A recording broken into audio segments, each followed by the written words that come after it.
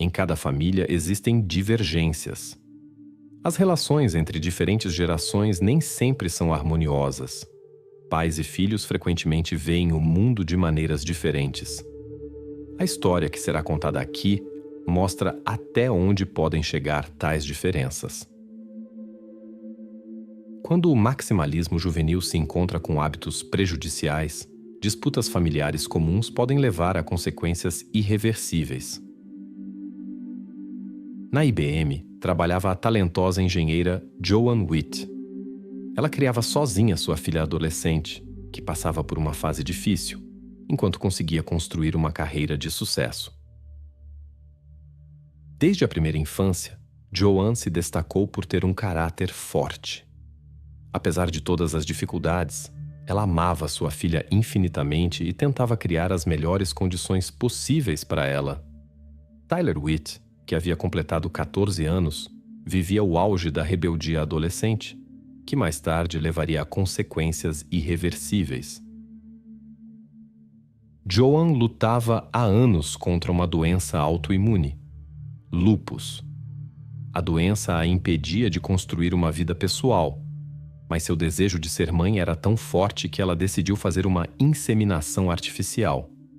Seus parentes não aprovaram sua escolha e se preocupavam com a genética da futura criança. A gravidez foi difícil, mas terminou bem. Em 18 de novembro de 1994, Tyler nasceu. Problemas comportamentais apareceram desde cedo. Ela era teimosa, tinha frequentes mudanças de humor e se recusava a ir à creche. Joanne, como mãe solteira, não tinha escolha. Ela precisava trabalhar. Um dia, quando Tyler tinha 5 anos, durante mais um ataque de raiva com gritos e chutes, ocorreu um incidente desagradável. Mais tarde, a professora da creche notou marcas e relatou às autoridades competentes. Logo depois, o Serviço de Proteção à Criança fez uma visita à sua casa. Joanne admitiu honestamente seu erro e se arrependeu sinceramente. No entanto, Tyler foi temporariamente colocada em uma família adotiva e depois transferida para a custódia dos avós. A mãe ficou devastada com essa reviravolta dos acontecimentos. A criança, pela qual ela tinha esperado tanto tempo, nunca havia sido tratada assim antes. Foi o único caso de perda de controle. Movida pelo amor materno e pelo desejo de se reunir com sua filha, Joanne completou um treinamento especial para pais. Graças à sua persistência, Tyler voltou para casa após 6 meses. Gradualmente, seu relacionamento melhorou. A filha começou a mostrar compreensão e respeito, e a mãe a cercava de cuidados e atenção. As pessoas ao seu redor notavam a conexão especial entre mãe e filha. Embora Tyler ainda tivesse explosões emocionais ocasionais, Joanne continuava trabalhando arduamente para proporcionar uma vida digna à sua filha. No luxuoso bairro de Eldorado Hills, um prestigioso subúrbio de Sacramento, Califórnia, havia uma impressionante mansão com 5 quartos e piscina. Aqui viviam Joanne e sua filha Tyler. Ela tinha tudo o que precisava. A família viajava frequentemente, especialmente para o México e Jamaica. No entanto, o idílio não durou muito. Na puberdade, o caráter de Tyler mudou drasticamente. Surgiram conflitos com a mãe, que resultavam em confrontos físicos. Não havia indícios de comportamento inadequado por parte de Joanne. Conhecidos da família notaram que Tyler frequentemente falava negativamente sobre sua mãe. Ela espalhava rumores sobre sua inclinação para bebidas alcoólicas, embora ninguém jamais tivesse visto Joanne em estado inadequado. A realidade era diferente. Joanne sofria de lúpus, que causava vermelhidão facial e dores intensas. Para aliviar, ela tomava medicamentos e às vezes se permitia uma taça de vinho tinto nos fins de semana para relaxar. Era justamente nesses momentos que a filha criticava sua mãe mais fortemente. A partir dos 12 anos, o comportamento de Tyler tornou-se cada vez mais problemático. Ela começou a sair de casa sem permissão, seu desempenho escolar piorou significativamente. Durante um conflito familiar, a filha mostrou comportamento agressivo em relação à mãe e depois chamou a polícia para acusar Joan de comportamento inadequado e consumo excessivo de álcool. No entanto, a investigação não revelou ferimentos na adolescente, enquanto em Joan eram visíveis marcas do confronto. A polícia não encontrou confirmação para as acusações da filha, e o caso foi encerrado. No final de 2008, Stephen Culver entrou na vida de Tyler, um jovem mais velho que ela. Eles se conheceram em Eldorado Hills e logo se aproximaram por seu interesse comum pela cultura gótica. Stephen causava uma impressão agradável em seu ambiente. Ele estudava na faculdade com o sonho de se tornar professor de matemática. Conhecidos o descreviam como incomum, mas não agressivo. Seu encontro começou no café onde Stephen trabalhava. O relacionamento amigável logo se tornou romântico. Tyler começou imediatamente a compartilhar com ele suas queixas sobre sua mãe e repetiu as acusações sobre comportamento inadequado e dependência de álcool. Nessa época, Stephen morava com seu pai, mas ela buscava mais proximidade. Ela persistentemente pediu à sua mãe para providenciar um quarto para o jovem. Joan achou Stephen um interlocutor agradável após conhecê-lo. No entanto, a diferença de idade de 5 anos a preocupava, e ela não queria ter um homem estranho em casa. Os parentes também eram contra essa ideia, mas Tyler convenceu sua mãe de que Stephen tinha uma orientação diferente e que seu relacionamento era puramente platônico. Joan cedeu às persuasões de sua filha e concordou em alugar o quarto. O jovem pagava $500 por mês, o que ajudava no orçamento familiar. O cronograma de Stephen era claramente estruturado. Dedicava a primeira parte do dia aos estudos e ao trabalho, depois cuidava da casa, ajudava nas tarefas domésticas e dava aulas particulares de matemática para Tyler. As noites eram passadas em família durante o jantar, discutindo sobre o dia que passou e planejando o futuro. A mãe notou mudanças positivas no comportamento de sua filha e apreciava a ajuda do inquilino. Na primavera de 2009, Stephen mudou-se definitivamente para a casa delas. Nessa época, já havia se desenvolvido um relacionamento romântico entre ele e Tyler, do qual Joan não suspeitava. Os adolescentes habilmente interpretavam o papel de irmão e irmã na presença da mãe. Embora Joan às vezes suspeitasse, sua filha habilmente dissipava essas suspeitas e assegurava que eram apenas amigos. Conflitos entre mãe e filha ocorriam regularmente, mas sem consequências sérias. O desempenho escolar de Tyler permanecia fraco. Ela continuava ignorando o horário estabelecido para voltar para casa e frequentemente faltava às aulas. Enquanto isso, Stephen se comportava de maneira exemplar. Quando notou o atraso escolar de Tyler, tentou convencê-la da importância de frequentar as aulas e a ajudava com o dever de casa. Apesar de seus esforços para melhorar os conhecimentos de matemática de Tyler, o relacionamento com o rapaz mais velho obviamente afetava seu estado psicológico. Todos os seus pensamentos giravam apenas em torno dele. A escola não a interessava absolutamente. Psicólogos mais tarde relacionaram isso à ausência de uma figura paterna em sua vida. Sem uma figura de autoridade significativa, ela agia impulsivamente.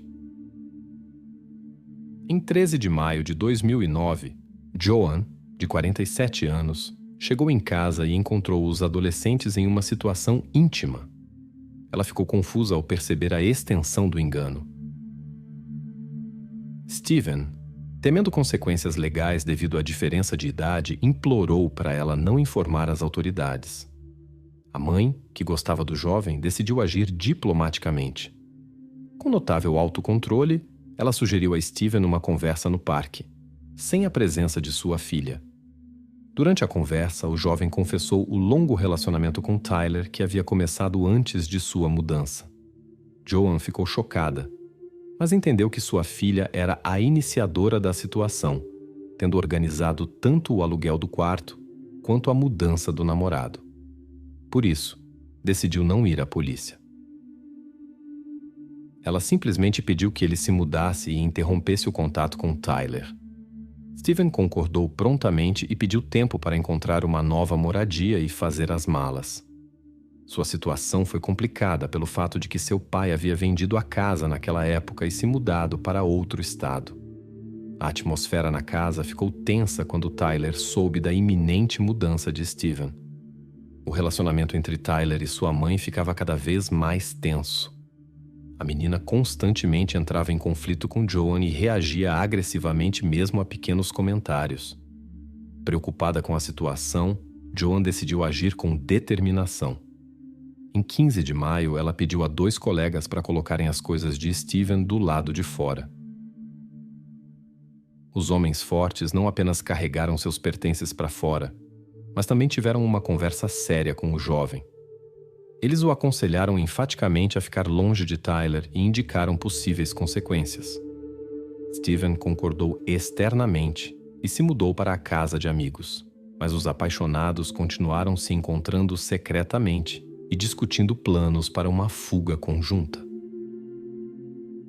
Joan, pressentindo o perigo, notou as mudanças no comportamento de sua filha. O estado emocional da estudante tornava-se cada vez mais preocupante.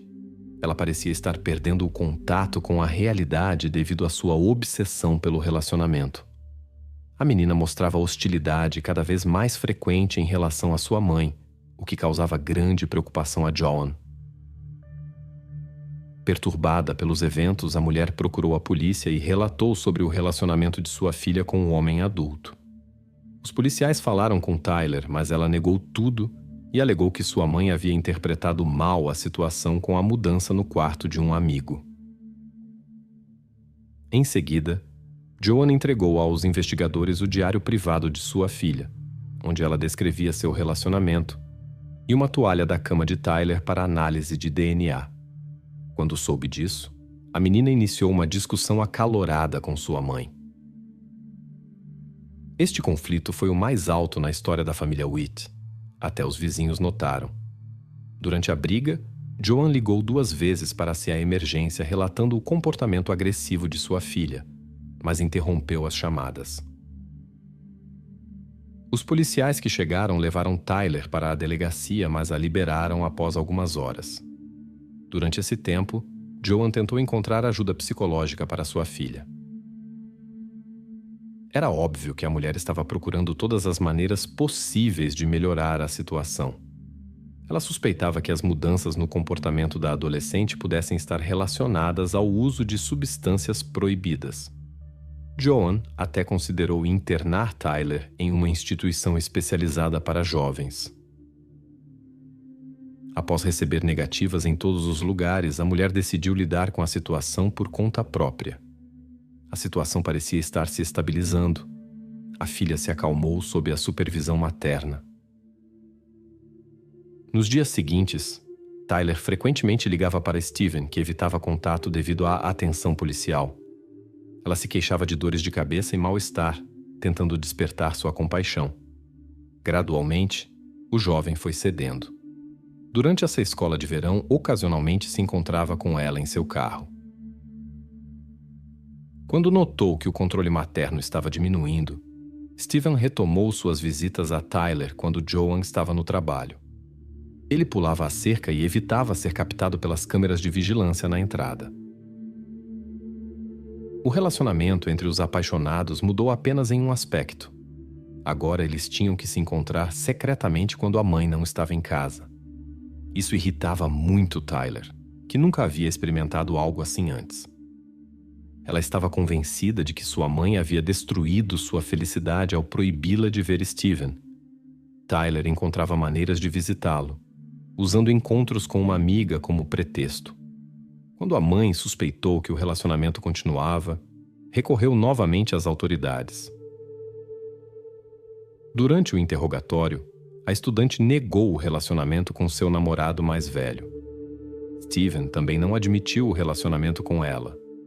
Sem evidências conclusivas, tiveram que deixá-los ir. Em 11 de junho de 2009, Joan voltou do trabalho e propôs à sua filha que fossem às compras. A mulher, exausta dos conflitos constantes, buscava reconciliação. Ela se desculpou por ler o diário e mostrou compreensão pelos sentimentos de sua filha. Na tentativa de compensar sua culpa, a mãe comprou os doces favoritos de sua filha, balas e sorvete. Tyler parecia feliz com a reconciliação. Ao chegar em casa, a mãe foi para seu quarto, enquanto a adolescente jogava videogame até às 10 da noite. Depois disso, algo irreversível aconteceu na casa. O estilo de vida recluso de Joan fez com que sua ausência inicialmente não causasse preocupação. Mesmo quando ela não apareceu no trabalho em 12 de junho, ninguém ficou particularmente inquieto. Os funcionários assumiram que ela estava tendo novamente dificuldades no relacionamento com sua filha. O supervisor tentou contatar Joan, mas sem sucesso. Os colegas lembraram de seus planos de viajar para o campo com a filha. Com isso, explicaram a falta de comunicação e decidiram esperar até segunda-feira. Só quando ela não apareceu para trabalhar em 15 de junho, um dos homens que anteriormente a havia ajudado com a remoção de um inquilino indesejado ficou preocupado e começou a ligar para Joan. Quando não obteve resposta, ele procurou a polícia à noite pedindo que verificassem. A patrulha que chegou à noite não conseguiu entrar na casa. Ninguém respondia. Não encontraram motivos para uma entrada forçada. Do lado de fora, tudo parecia calmo, sem sinais de arrombamento. Os policiais decidiram entrar em contato com os parentes. O pai de Joan chegou rapidamente e abriu a porta com uma chave reserva. Na casa, descobriram uma cena triste. Joan estava inconsciente em seu quarto. Especialistas determinaram que o incidente havia ocorrido alguns dias antes. O ar-condicionado estava funcionando na casa. O perpetrador tinha previsivelmente deixado ligado, o que ajudou a preservar as evidências. O pai confirmou a identidade. Era Joan. Os peritos criminais examinaram minuciosamente a cena do crime, enquanto os investigadores interrogavam vizinhos e parentes. As pessoas ao seu redor descreviam Joan como uma mulher amigável que não tinha inimigos. No entanto, descobriu-se que o relacionamento com sua filha era tenso e havia conflitos. Pouco antes do incidente, Joan havia registrado uma queixa na polícia contra o namorado de sua filha. Essas circunstâncias direcionaram a atenção dos investigadores para a filha Taylor e seu namorado Steven. O casal foi colocado na lista de procurados. Colegas lembraram que Joan saiu mais cedo em seu último dia de trabalho porque queria conversar com sua filha e melhorar o relacionamento. Ela permanecia otimista e acreditava em encontrar uma linguagem comum com a adolescente difícil. Neste momento, os jovens já haviam desaparecido e estavam executando seu plano. Em 17 de junho de 2009, eles caminhavam despreocupadamente em frente a um shopping em São Francisco, onde foram notados e detidos por uma patrulha. Steven e Tyler foram levados para Sacramento para interrogatórios separados. Inicialmente, negaram qualquer envolvimento no incidente. Fingiram ignorância e surpresa ao saber do ocorrido. Tyler até tentou fingir lágrimas, mas chorava a seco. Após a confirmação das suspeitas, foram indiciados. Apesar da pouca idade de Tyler, apenas 14 anos, foi decidido julgá-la como adulta. Pela lei do estado, se comprovada sua culpa, ela enfrentaria prisão perpétua sem possibilidade de liberdade condicional. Mais tarde, contaram diferentes versões dos eventos. Segundo o depoimento de Tyler, ela e sua mãe se reconciliaram à noite e foram para seus quartos. Ela jogou videogame até às 22 horas. Antes de dormir, foi até sua mãe e a viu dormindo em frente à televisão ligada. Um copo na mesa de cabeceira provocou a ira da filha. A mãe havia quebrado sua promessa de não beber. A irritada Tyler ligou para seu namorado e decidiu agir. Ela planejou misturar soníferos na bebida. Como não encontrou medicamentos em casa, recorreu a Steven, que havia acabado de terminar seu turno de trabalho. Após 15 minutos, ele trouxe o medicamento. Enquanto Tyler esperava, ela triturou outros comprimidos e os adicionou à bebida, embora não fosse mais necessário. Steven esperava no carro junto à cerca. Quando falou com Tyler ao telefone, descobriu que a mãe havia acordado. A jovem pediu que ele esperasse 20 minutos, mas se passaram 40. Tyler não respondia a ligações e mensagens. Quando ela retornou à ligação, Steven notou seu estado estranho. Ela estava ofegante. Mal conseguia falar. Ele tentou acalmá-la pelo telefone sem entender a situação. Tyler pediu que ele entrasse na casa.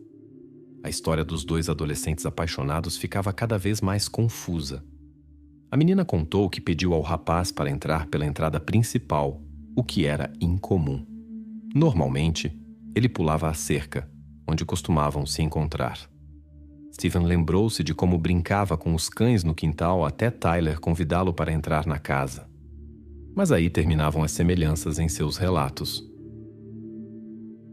Segundo a versão de Tyler, seu namorado invadiu a casa imediatamente por conta própria. Ela alegou que Steven pegou um objeto da cozinha e foi até sua mãe. Conforme o plano, eles agiriam juntos, mas Tyler ficou insegura e se escondeu no banheiro. Ela tapou os ouvidos, balançava-se para frente e para trás e cantarolava uma melodia para não ouvir os acontecimentos na casa. Steven contou diferente. Supostamente Tyler abriu a porta com roupas sujas quando ele chegou. Segundo suas palavras, naquele momento ela já havia resolvido o conflito com sua mãe por conta própria. O rapaz ajudou a queimar as roupas sujas na lareira. Depois, Tyler se refrescou no chuveiro, trocou de roupa e eles foram para o estacionamento mais próximo. Lá, o casal tentou descansar antes da viagem iminente. A versão da menina era ligeiramente diferente. Ela disse que ambos trocaram de roupa, eliminaram as evidências na lareira e tomaram banho. No dia seguinte, os adolescentes discutiram sobre uma viagem a São Francisco. Este lugar parecia ideal para eles, mas precisavam de tempo para se preparar. Por isso, decidiram eliminar o único obstáculo: a mãe de Tyler. O plano consistia em primeiro dar-lhe soníferos e depois executar o planejado. Durante a fuga, Tyler primeiro tingiu seu cabelo de preto. Então encontraram-se com seu amigo em comum, Matt. Inicialmente, falaram apenas sobre planos de viagem, sem entrar em detalhes. Mais tarde, os apaixonados decidiram confiar em seu melhor amigo. Esta confissão tornou-se uma das principais evidências contra eles. Steven informou a Matt que ele havia cometido as ações contra Joan. Mas ambos os suspeitos acusavam um ao outro. O caso provou ser extremamente confuso para a investigação. Os especialistas encontraram traços de DNA sob as unhas de Joan, provavelmente deixados durante a autodefesa. A análise não trouxe resultados conclusivos. O material não era suficiente para uma identificação precisa. A tecnologia da época só permitia determinar que era DNA masculino. A acusação viu isso como evidência do envolvimento de Steven no incidente. No entanto, a defesa trouxe outro especialista que contestou essa conclusão. O DNA masculino poderia ter surgido através do contato normal de Joan com um homem muito antes do incidente. A defesa utilizou ativamente todos os aspectos ambíguos deste caso. Atenção especial foi dada à questão da proibição da exibição do diário pessoal de Tyler. A situação se desenvolvia desfavoravelmente, então em setembro de 2010, por conselho de seu advogado, Tyler aceitou a proposta da acusação. Após um ano na prisão, ela reconsiderou sua posição. De acordo com o acordo, Tyler deveria testemunhar contra Steven e confirmar seu envolvimento no incidente em primeiro grau. Em troca, ela receberia uma acusação de segundo grau. Por isso, ela enfrentaria até 25 anos de prisão. O acordo foi assinado em 17 de setembro de 2010. As audiências no caso de Steven começaram em 17 de maio de 2011. Os advogados de Steven alegaram que seu cliente nunca mostrou agressão em relação à mãe de sua amada. No início, havia uma relação calorosa entre eles. A mulher o tratava como um filho e o via como amigo de sua filha. A situação mudou depois que ela descobriu sobre o relacionamento romântico dos jovens. A defesa insistiu que a principal iniciadora foi a jovem, que convidou o rapaz para morar com ela. Ela convenceu sua mãe, comportava-se de forma provocativa e não escondia sua proximidade com o namorado, o que levava a desentendimentos. Steven, por outro lado, segundo eles, sempre evitava conflitos. Os advogados apresentaram Steven como um estudante promissor e futuro professor de matemática. Ele trabalhava duro e estudava na faculdade até conhecer a persistente Tyler, que, segundo sua versão, o envolveu em uma história desagradável. Durante a audiência, Steven explicou que Tyler se apresentou como mais velha quando se conheceram.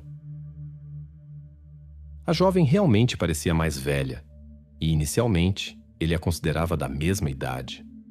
Quando descobriu que ela tinha 14 anos, Steven já estava emocionalmente envolvido e não conseguia terminar o relacionamento.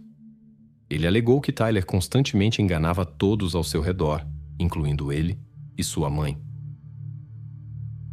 O mais importante, o acusado negou seu envolvimento no incidente.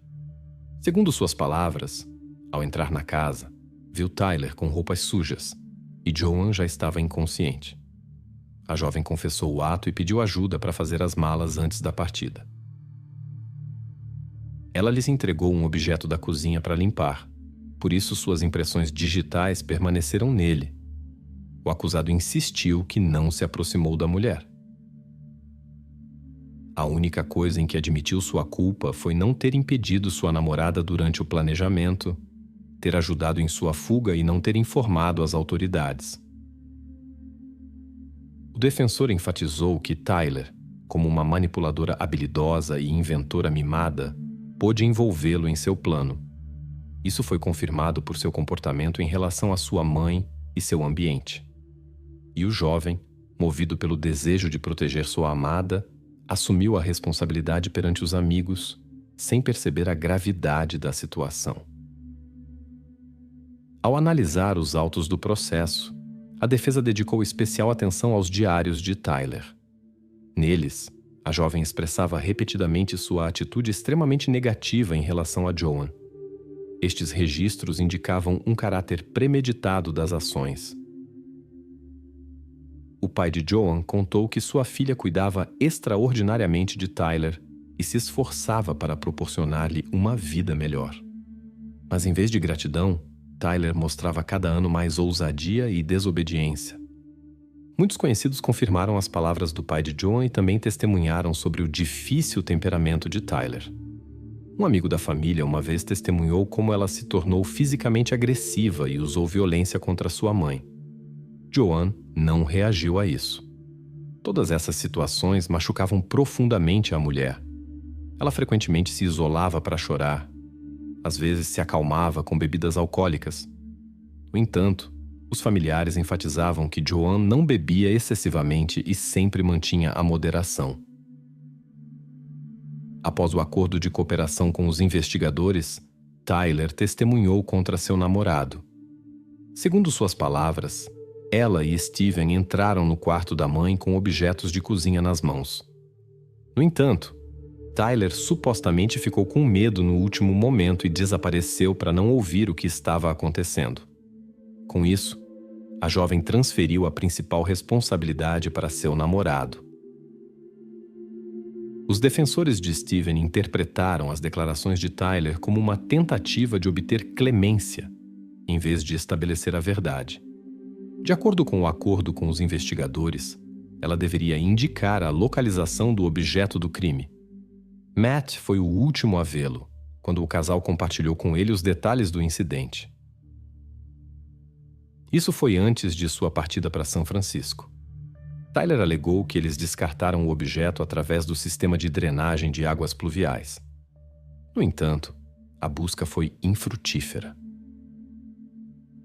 O objeto do crime poderia ter sido levado pela corrente de água, ou as declarações eram falsas. Os investigadores direcionaram sua atenção para as partículas de DNA masculino encontradas sob as unhas de Joan, na ausência de DNA feminino.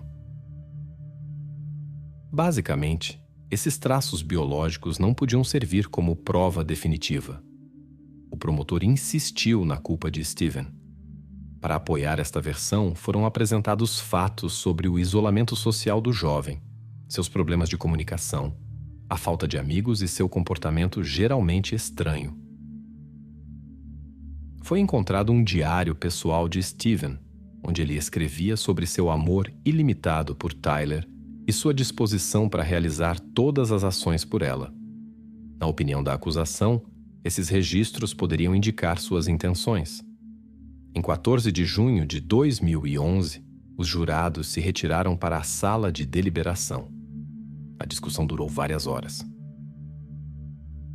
Após a sessão, o veredito foi anunciado a Steven, culpado em primeiro grau. Ao deixar o prédio do tribunal, sua mãe não conseguiu conter as lágrimas. Ao lado estava o pai de Joan, que culpava Tyler por tudo. O homem mais velho estava particularmente perturbado com a forma como sua neta descreveu Joan. Supostamente, ela abusava de álcool e mostrava agressão contra sua própria filha. Ele contestou categoricamente essa caracterização. Segundo suas palavras, a mulher dedicou toda a sua vida ao bem-estar de sua filha, mas foi confrontada com consequências irreparáveis. Em 12 de agosto do mesmo ano, ocorreu a sentença. Steven foi condenado à prisão perpétua sem possibilidade de liberdade condicional. Quanto a Tyler, ela fez um acordo com os investigadores e se declarou culpada em segundo grau. Com isso, a jovem renunciou tanto ao júri quanto ao direito de apelação. Apesar de expressar profundo arrependimento, ela permaneceu externamente apática durante o julgamento. No entanto, especialistas explicaram isso como resultado do uso prolongado de calmantes, necessários para estabilizar seu estado psicológico. O tribunal impôs a Tyler Witt uma pena de 15 anos de prisão. Em agosto de 2022, ela recebeu a possibilidade de solicitar liberdade condicional. A comissão aprovou seu pedido e hoje ela está em liberdade.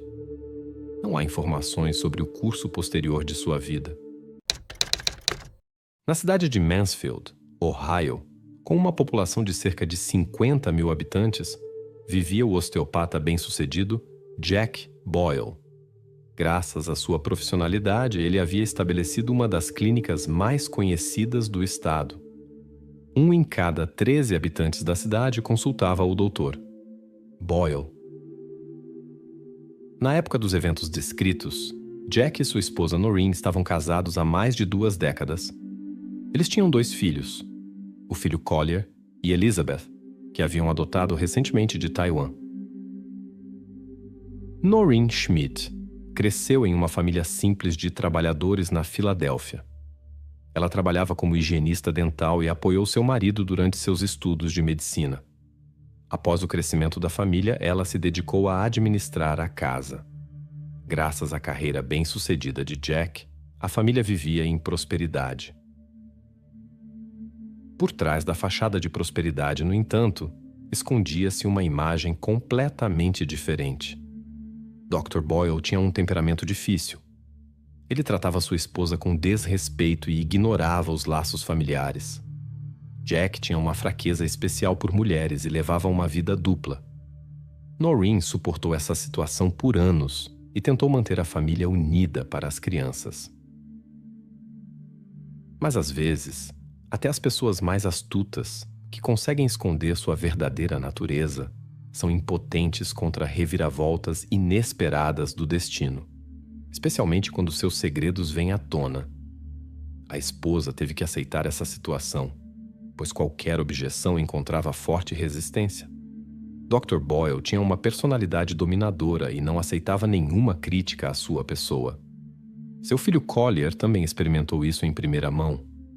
A esposa tentou manter a família unida por causa das crianças, embora o comportamento de seu marido se tornasse cada vez mais desafiador. A situação atingiu seu ápice quando o tratamento inadequado com o filho se tornou óbvio. Em dezembro de 89, após 2 décadas de casamento, Noreen pediu o divórcio. Mas Jack não queria perder sua vida familiar. Na tentativa de salvar o casamento, ele planejou uma mudança para Verre, Pensilvânia, uma cidade com cerca de 100 mil habitantes. O plano era transferir não apenas a família, mas também a clínica médica para lá. O novo local ficava a cerca de 3 horas de carro de sua casa em Mansfield. Em meados de dezembro de 89, Jack frequentemente viajava para lá sob vários pretextos. No entanto, seus esforços para convencer sua esposa a recomeçar não foram bem-sucedidos. A realidade estava longe de suas expectativas. A única coisa que ele conseguiu foi persuadir Noreen a ficar até depois do Ano Novo e adiar a decisão sobre os assuntos familiares para depois dos feriados. A família inteira celebrou o Ano Novo de 1990 em Mansfield. Os cônjuges, seus filhos e a mãe de Jack, Christina, estavam reunidos. Ele pediu que ela cuidasse das crianças, pois planejava uma viagem após a meia-noite quando todos estivessem dormindo. Celebrar o Ano Novo na casa antiga não parecia uma boa escolha, mas Noreen concordou por causa das crianças. Como esperado, houve uma discussão entre o casal na noite da festa. A filha mais nova não entendia completamente a situação, enquanto o filho mais velho parecia perturbado. Christina o levou para a cama. Pouco antes de dormir, ele ouviu repentinamente um grito feminino penetrante e 2 batidas fortes na parede. Depois ficou silencioso. O menino ficou tão assustado que fingiu estar dormindo e permaneceu assim até a manhã. Na manhã de 1º de janeiro, o filho saiu do quarto quando tudo ficou quieto na casa. Ele procurou em todos os quartos, mas não encontrou sua mãe em lugar nenhum. Dr. Boyle parecia que não tinha nem deitado. Quando o filho perguntou ao pai sobre o paradeiro da mãe, ele disse que ela tinha saído após a discussão. Ele garantiu que ela voltaria logo, e a avó Christina confirmou suas palavras. Mas os dias passaram, e Noreen não apareceu. Shelley, amiga próxima de Noreen, que mantinha contato próximo com ela especialmente nos últimos tempos devido aos problemas familiares, duvidou imediatamente da versão da partida voluntária. Elas deveriam se encontrar no início de janeiro para um almoço e ter uma conversa importante, mas isso não aconteceu. Quando Noreen não apareceu para o encontro, a amiga ficou inquieta e sentiu que algo estava errado. Tal comportamento não combinava em nada com o caráter de Noreen, especialmente considerando que este encontro era extremamente importante. Elas deveriam discutir planos sérios. Shelley repetia constantemente que sua amiga nunca iria embora assim e deixaria seus pequenos para trás. Com esses pensamentos, ela foi à polícia e relatou o desaparecimento de Noreen. Os policiais começaram com as frases habituais sobre a necessidade de esperar 72 horas e sobre como um adulto tem o direito de ir a qualquer lugar sem dar satisfações. Mas a situação era especial. Tratava-se de uma mãe dedicada que não poderia abandonar seus filhos. No entanto, não conseguiram convencer a polícia a iniciar a busca. Finalmente, foi o jovem Collier que pegou a lista telefônica, procurou o número da delegacia e relatou a estranha ausência de sua mãe. Só então os policiais reagiram e vieram à casa da família Boyle. Quando o tenente David Mesmer esteve em sua casa pela primeira vez, ficou impressionado com o olhar assustado de Collier. Nos olhos do menino podia-se ler um pedido silencioso de ajuda. Uma conversa com ele não foi possível, mas era claramente visível como ele tremia quando o pai aparecia. Quando Jack perguntou aos policiais sobre a fonte da ligação, o investigador decidiu não revelar a verdade e disse que alguém da família de Noreen havia ligado. Apesar de todos os sinais preocupantes, os policiais acreditaram nas palavras do respeitado doutor. Boyle de que sua esposa havia simplesmente ido embora após uma discussão. Todos aceitaram essa história, exceto David Mesmer, que achou o comportamento do doutor suspeito. Depois que Noreen foi registrada como desaparecida, semanas se passaram. David Mesmer duvidou desde o início da credibilidade dessa versão. As pessoas conheciam Noreen como uma mãe atenciosa e amorosa que nunca abandonaria seus filhos. Após conversas com os parentes da desaparecida, os policiais se dirigiram para investigar a casa dos Boyle em Mansfield. Eles examinaram todos os cômodos cuidadosamente, mas não encontraram nada em comum. Não foram encontrados sinais de incidente. Durante esta visita, no entanto, David conseguiu falar com Collier. O menino contou em detalhes o que tinha ouvido na noite de Ano Novo, incluindo um estranho grito feminino e uma batida na parede. O tenente ficou firmemente convencido de que o Dr. Boyle estava envolvido no misterioso desaparecimento de sua esposa. A irmã mais nova de Collier, ainda muito pequena na época, possivelmente tinha visto algo importante. Ela contou aos policiais que viu seu padrasto se comportando de maneira estranha com sua mãe, após o que ela estava deitada no chão, enrolada como um boneco de neve. No entanto, devido à sua pouca idade, seu depoimento não foi considerado na investigação. No entanto, havia muitas inconsistências no comportamento do médico. Pouco depois do desaparecimento de sua esposa, uma nova moradora se mudou para sua casa. A grávida, Sherry Campbell. O doutor insistiu que só a conheceu depois que sua esposa desapareceu e que o bebê esperado não tinha nada a ver com ele. Ele contou a todos que simplesmente teve compaixão da futura mãe solteira e ofereceu um teto para ela.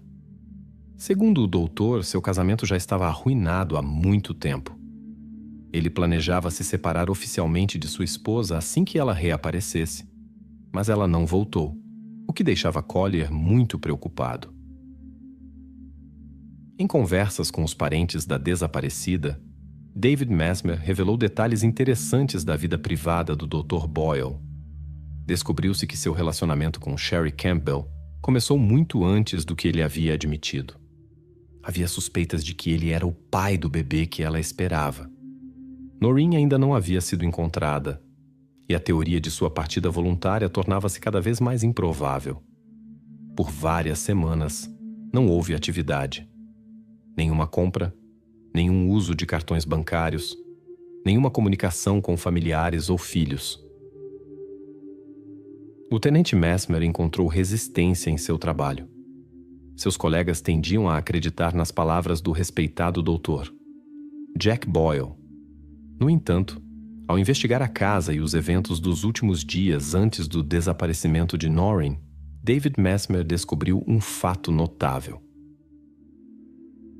Quando a compra do novo apartamento foi finalizada, segundo testemunhas, Noreen estava em Mansfield. O encontro com o corretor confirmou as suspeitas do investigador. Jack estava com Sherry, que havia usado os documentos de Noreen. Este caso de fraude forneceu motivo para uma conversa com a nova acompanhante grávida do doutor. Ela sabia dos casos que Noreen havia suportado por anos. Segundo Sherry, ela teria sido a gota d'água que levou Noreen a abandonar a família. A nova escolhida não duvidava da inocência de Jack no desaparecimento. Ela alegava que seu relacionamento só começou após o desaparecimento da esposa, o que claramente contradizia os fatos. A ajuda inesperada na investigação veio de um joalheiro, que urgentemente pediu uma reunião. Com medo de ficar perto de seu pai, o jovem um dia procurou no porta-luvas do carro, onde encontrou uma foto de Sherry tirada pouco antes do Ano Novo. Esta foto pôde ser entregue a David Mesmer. No fundo, podia-se ver a nova casa em Erie, que os investigadores queriam visitar, mas Dr. Boyle recusou a inspeção do edifício. Para uma autorização oficial de busca, eram necessários motivos graves. O investigador Messmore não tinha provas suficientes. A longa ausência da mulher levantava cada vez mais questões. Após a descoberta de irregularidades na compra da casa, os investigadores obtiveram acesso às transações bancárias de Jack. Descobriu-se que ele fez compras estranhas durante o suposto desaparecimento de sua esposa. Entre outras coisas, ele alugou equipamentos pesados de construção, comprou muitos produtos de limpeza e adquiriu cimento de secagem rápida. Além disso, Jack frequentemente abastecia em Erie, presumivelmente visitando regularmente a nova casa. Agora, a atenção da investigação se concentrava no imóvel recentemente adquirido. Como nenhum vestígio foi encontrado na antiga casa dos Boyle, surgiu a suspeita de uma conexão entre a nova casa e o incidente. Uma reviravolta inesperada ocorreu na véspera da inspeção da propriedade em Erie. Collier contatou o investigador Messmore e informou que havia notado uma joia que pertencia à sua mãe no dedo de Sherry. Na conversa com seu pai, ele expressou abertamente suas suspeitas e o acusou de envolvimento no desaparecimento de sua mãe. Após essa conversa tensa, Jack sugeriu dirigir até o estado vizinho no dia seguinte para tomar ar fresco. Quando a polícia chegou à nova casa de Jack em Erie, notaram extensivas obras de renovação. Trabalhos ativos estavam em andamento dentro e fora do edifício. O proprietário, obviamente, estava preparando o apartamento para esta mudança da família. No entanto, os investigadores não estavam interessados no estado da renovação. O investigador Messmore procurava por quaisquer pistas que pudessem esclarecer o desaparecimento da mulher. O terreno foi examinado com particular minúcia, considerando o isolamento do local. O porão chamou especial atenção. Em meio à renovação inacabada, um tapete novo carregado com móveis parecia deslocado. Quando foi removido, revelou-se um retângulo de concreto fresco. Esta área parecia suspeita e a polícia decidiu investigá-la. Após o primeiro dano à superfície, surgiu um odor característico. Quando a área foi completamente exposta, os investigadores encontraram o que procuravam. Os criminalistas confirmaram que a pessoa encontrada era a desaparecida Norine. A notícia sobre o destino de Norine abalou profundamente seus parentes, especialmente seu filho Collier. Ele era muito apegado à sua mãe. Ela era não apenas uma mãe para ele, mas também sua confidente mais próxima. Nesta situação difícil, havia pelo menos uma circunstância favorável. O investigador Messmore pôde intervir a tempo, e o menino não teve que ir com seu pai à floresta, onde poderia ter surgido uma situação perigosa. Collier foi colocado sob os cuidados do Serviço de Proteção à Criança. Os parentes da mãe viviam longe, já eram idosos e não podiam vir apoiar o neto. Os parentes do pai estavam indignados que o menino expressasse suspeitas contra Jack. Tudo isso se tornou um fardo adicional para Collier. Durante a investigação da cena do crime na casa em Verry, os policiais descobriram um relógio caro em Norine, que ajudou na identificação. Os parentes confirmaram que o relógio pertencia a ela. Notavelmente, a aliança estava faltando em sua mão. A investigação precisava esclarecer as circunstâncias do incidente. Segundo a avaliação dos especialistas, tudo aconteceu na noite de Ano Novo. Os investigadores interrogaram todas as possíveis testemunhas, incluindo os vizinhos do casal. Informações importantes foram fornecidas pelo vizinho da nova casa. Naquela noite, ele estava acordado até às 4 da manhã e notou atividades estranhas na casa do Dr. Boyle, em Erie. Jack chegou lá depois das 3 da manhã e carregava alguns sacos grandes. Os investigadores suspeitavam que poderiam ser terra e entulho das obras no piso de concreto. Durante a investigação, os investigadores conversaram muito com o jovem Collier, que desde o início suspeitava de algo sobre seu pai. Era notável que Sherry usava uma joia semelhante ao anel desaparecido. Collier se lembrava bem desta joia por causa de uma história especial que sua mãe lhe contara. Por isso, ele anotou imediatamente na mão de Sherry. Mais tarde, descobriu-se que Dr. Boyle realmente havia dado este anel à sua nova conhecida.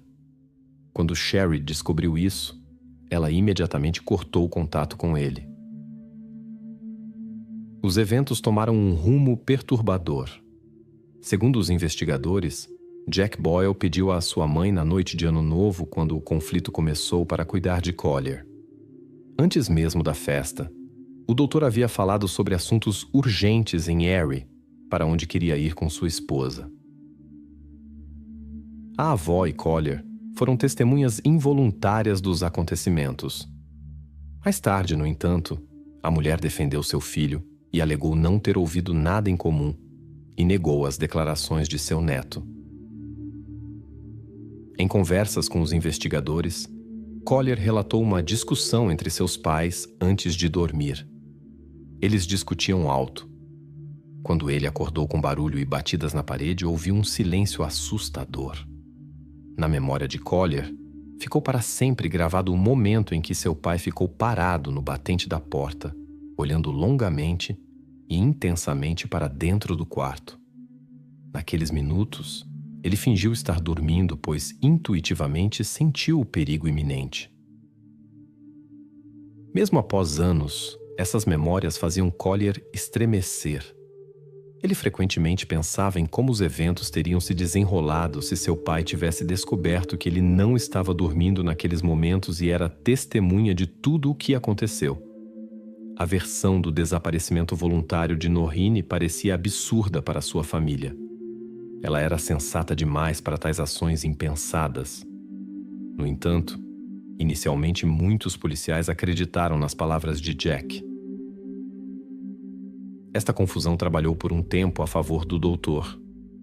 Boyle, mas finalmente se voltou contra ele, tão inacreditável parecia a história. Esta não era a única fraqueza em sua defesa, mas levou tempo para descobrir as outras, e muito foi esclarecido pelo testemunho do jovem testemunho. O doutor agiu com muito cuidado. Ele havia limpado a casa tão minuciosamente que os especialistas não encontraram vestígios do incidente. Mesmo em seu carro, nenhuma evidência foi descoberta. Aparentemente, ele agiu de forma muito metódica.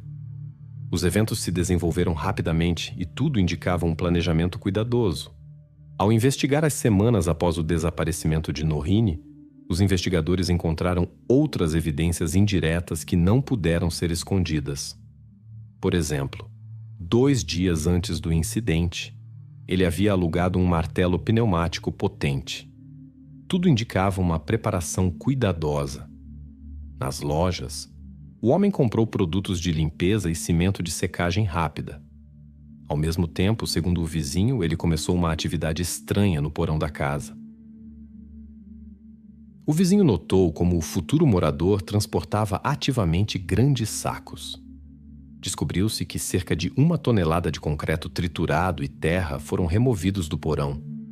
As investigações posteriormente revelaram o verdadeiro propósito destes trabalhos. Dr. Boyle transportou todos os entulhos em sua picape para um terreno abandonado que pertencia ao tio de Sherry fora da cidade.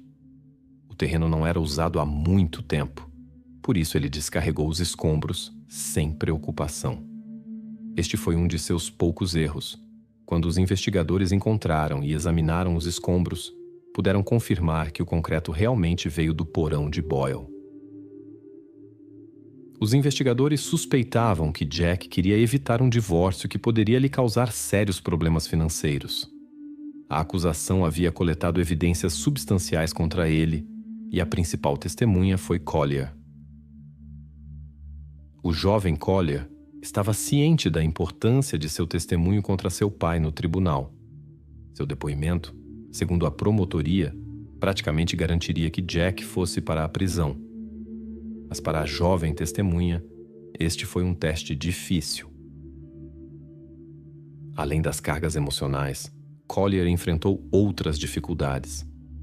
Ele ficou sob a tutela do estado de Ohio mudando de família em família, algumas das quais eram problemáticas. Além disso, foi separado de sua irmã. Na escola, o jovem Boyle era provocado por seus colegas devido ao ato de seu pai. Isso durou cerca de 1 ano, até que ele foi para uma família adotiva carinhosa, embora separado de sua irmã. Ele não conseguia perdoar seu pai por ter destruído sua família através de suas ações. Preocupação constante tornou-se parte de seu cotidiano. No entanto, ele estava determinado a conseguir justiça para sua mãe. A defesa do doutor. Boyle tinha preparado argumentos substanciais. Acima de tudo, os advogados tentaram minar a estratégia da acusação. Eles apontaram violações no tratamento da principal testemunha. A primeira conversa ocorreu na presença da avó. Depois houve mais reuniões e conversas com o investigador Messmore. Alguns interrogatórios foram conduzidos sem a presença de representantes adultos, o que o advogado corretamente considerou uma violação. A defesa também suspeitava que os investigadores poderiam ter pressionado por certas conclusões sobre a culpa do pai durante essas conversas. O não cumprimento de procedimentos importantes realmente poderia enfraquecer a posição da acusação. Jack procurou todas as maneiras possíveis de se justificar. Ele até convenceu seu irmão a fazer um falso testemunho. Este concordou e alegou que Noreen o havia contatado em 2 de janeiro de 1990, embora isso fosse impossível. Quando ela ainda era considerada desaparecida, isto dificultou significativamente as investigações. Mais tarde, descobriu-se que essas declarações eram falsas. No entanto, o irmão do doutor, Boyle, conseguiu escapar da punição por falso testemunho. A reputação de Jack como osteopata bem-sucedido ajudou a manter sua imagem positiva na sociedade. Além de sua fraqueza por mulheres jovens, as pessoas o viam como um pai de família digno e um médico atencioso. Em sua família havia uma filha adotiva, e Jack não tinha nada contra o crescimento familiar. Sherry Campbell estava esperando um bebê, e a investigação confirmou a paternidade de Jack. Durante as investigações, surgiram muitas questões sobre a jovem acompanhante do doutor. Os investigadores consideraram se ela sabia dos planos de seu escolhido ou se poderia até ter ajudado a encobrir os rastros. As suspeitas foram intensificadas por seu envolvimento em um negócio imobiliário duvidoso. O corretor de imóveis confirmou que uma jovem parecida com Sherry veio com o Dr. Boyle. No entanto, as investigações não encontraram evidências do envolvimento da jovem no incidente com Noreen, ou mesmo de seu conhecimento sobre as intenções do Dr. Boyle. No tribunal, ela testemunhou contra seu amante e cortou contato com ele. Os defensores do doutor tentaram contestar cada acusação. Eles apontaram imprecisões no laudo médico relacionadas à descrição dos olhos. Seguiu-se uma série de recursos que atrasaram o processo. Como resultado, uma investigação adicional teve que ser realizada. Os advogados até tentaram provar que o achado no porão estava relacionado aos moradores anteriores da casa. Mas a nova investigação confirmou a identidade de Noreen e fortaleceu a posição da acusação. Quando os jurados se retiraram para deliberar, havia tensão no tribunal. Em 6 de julho de 1990, doutor, Boyle foi levado para a prisão de Ohio. Ele foi considerado culpado do crime premeditado contra sua esposa com circunstâncias agravantes. O tribunal impôs uma sentença de prisão perpétua sem possibilidade de liberdade condicional. A história continuou a se desenvolver através dos recursos dos defensores. Em 2010, Jack Boyle solicitou uma revisão da sentença com possibilidade de liberdade condicional. Inicialmente foi negado, mas após nova revisão foi-lhe concedido o direito à liberdade após 20 anos. Os juristas continuaram a luta. Nas audiências em 2020 sobre uma possível liberdade condicional, a versão de Boyle dos eventos mudou inesperadamente. Após quase 30 anos negando qualquer envolvimento no incidente com sua esposa, ele de repente decidiu reconhecer uma responsabilidade parcial. Sua nova história, no entanto, parecia inverossímil. Ficou óbvio que esta era uma tentativa de reduzir a pena e sair da prisão. Nas palavras do doutor Boyle, não havia arrependimento sincero. Na nova versão, ele alegou que durante uma discussão havia empurrado sua esposa acidentalmente, fazendo com que ela caísse de forma infeliz. O homem evitou explicações sobre outras circunstâncias que indicavam a natureza planejada do incidente. Por fim, o pedido foi negado e ele permaneceu na prisão. A próxima possibilidade de liberdade condicional para Jack será em outubro de 2025. No entanto, sua atitude mudou significativamente. Após a prisão de Jack, os parentes cortaram completamente o contato com Collier. Os parentes de Noreen não puderam cuidar da criança devido à sua idade avançada. Um casal do Canadá o acolheu em sua família. Eles o cercaram de carinho e atenção. Quando se tornou adulto, Collier mudou o sobrenome de seu pai para Landry. Por um tempo, trabalhou como modelo e posou para revistas. Mais tarde, encontrou sua vocação no cinema e se tornou um cinematógrafo bem-sucedido em Los Angeles. Em colaboração com um diretor famoso, ele criou um documentário em 2018. O filme contou a história de sua mãe, Noreen Boyle, e sua própria jornada para se libertar do passado difícil. Durante as filmagens, quase 3 décadas após a sentença, Collier encontrou seu pai na prisão. No encontro, Jack alegou que tudo aconteceu acidentalmente durante uma briga, quando Noreen supostamente o ameaçou com uma faca, e ele apenas reagiu instintivamente. Collier não aceitou esta versão, mas pôde encontrar força para perdoar seu pai.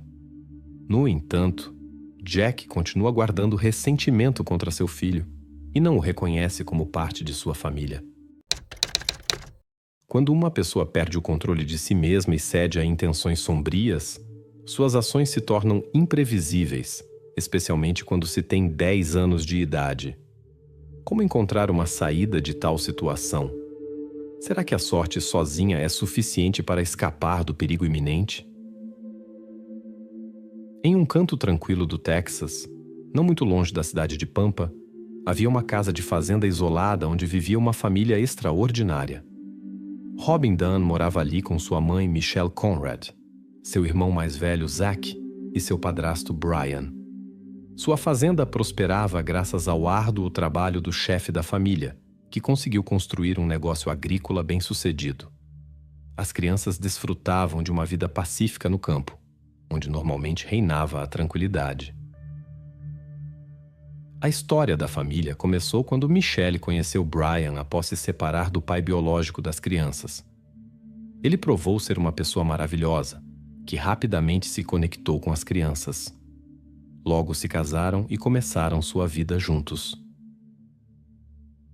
No outono de 2005, a família esperava um novo membro. Michelle estava no 6º mês de gravidez. Todos aguardavam ansiosamente a chegada do bebê, especialmente Brian, que sonhava em ter seu próprio filho. Robin, que havia completado 10 anos, era excepcionalmente inteligente e determinada, se dava muito bem com todos os membros da família. Ela até mantinha um relacionamento caloroso com seu pai biológico, encontrando-se regularmente com ele e passando as férias de verão com ele. O 30 de setembro começou como um dia comum. À noite, Robin foi para a cama, mas no meio da noite foi acordada por sons estranhos vindos do 1º andar. Inicialmente pensou que fosse apenas um pesadelo. Ouviu a voz de sua mãe e sons agudos de estampidos. Mas logo percebeu. Algo sinistro estava acontecendo. Robin levantou-se da cama e foi até a porta para escutar. De repente, ouviu passos pesados no corredor que pararam exatamente em frente ao seu quarto. A porta se abriu lentamente, rangendo. Neste momento, Robin já havia pulado de volta para a cama o mais rápido que pôde. No momento seguinte, sons ensurdecedores ecoaram.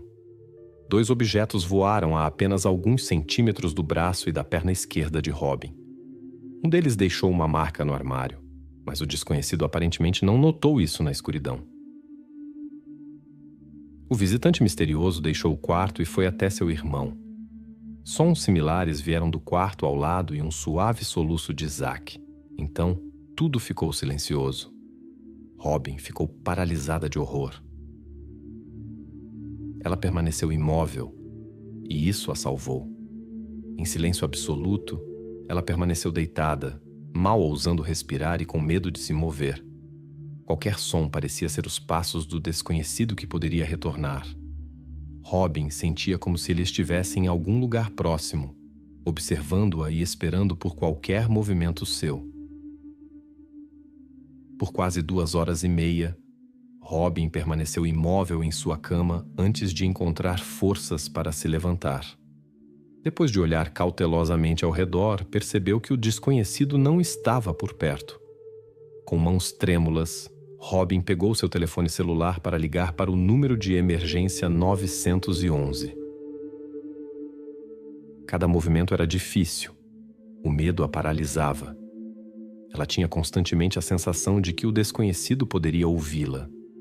No silêncio da noite, ela fez sua ligação para o número 911.